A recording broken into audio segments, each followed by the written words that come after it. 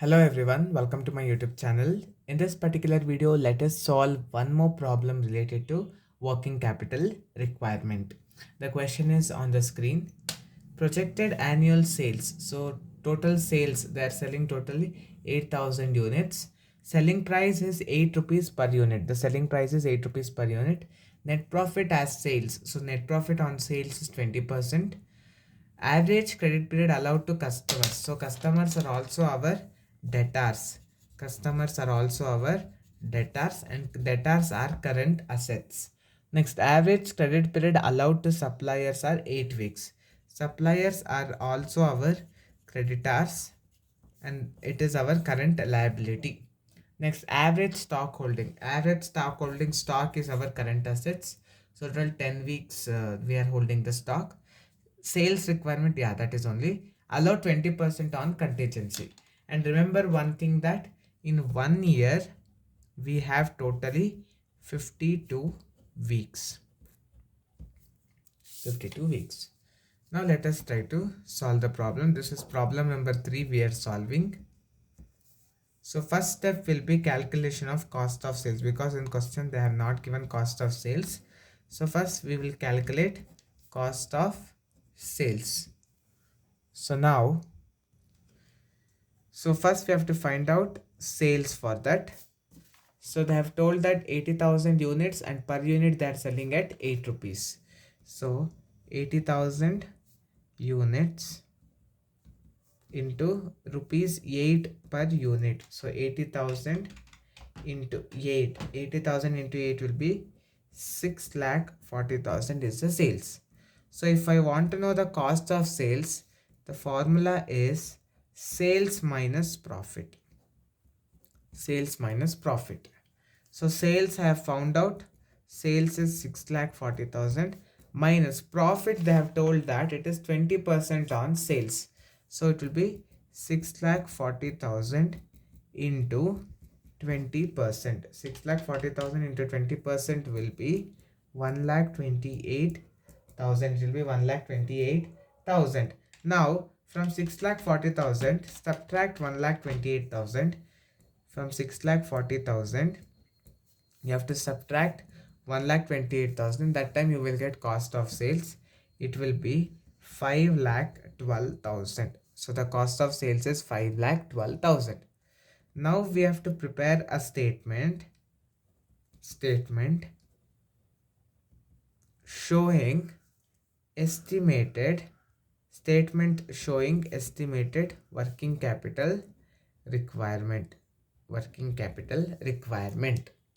So we have 3 columns: particulars, rupees and rupees column. So first always you have to take current assets. First ಯಾವಾಗಲೂ current assets ನ ಬರ್ಕೊಳ್ಬೇಕಾಗುತ್ತೆ. So in question we have 2 current assets.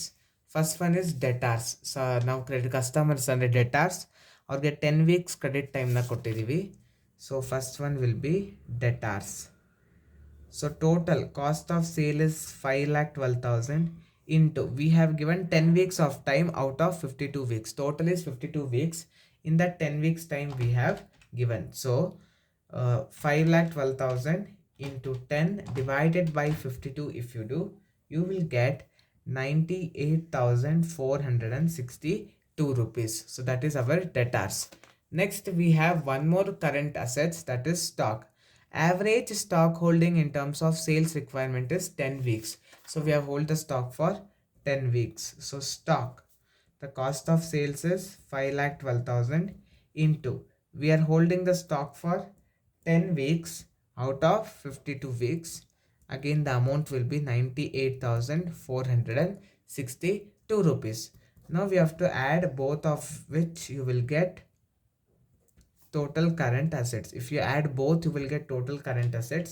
98,462 into 2, it will be 1,96,924. 1,96,924. Next, from this you have to minus or subtract current liabilities.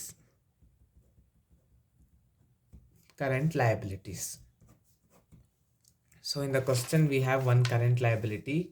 So we have average credit period allowed to supply is 8 weeks. So suppliers are our creditors. Creditors means it is current liability. So we have given the credit period of 8 weeks. So creditors. So total 5,12,000 is a cost of sales. On that we have allowed the credit period for 8 weeks out of 52 weeks. So 5,12,000 into 8 divided by 52 weeks. So the answer will be 78,769 rupees. So we don't have any other current liabilities. So the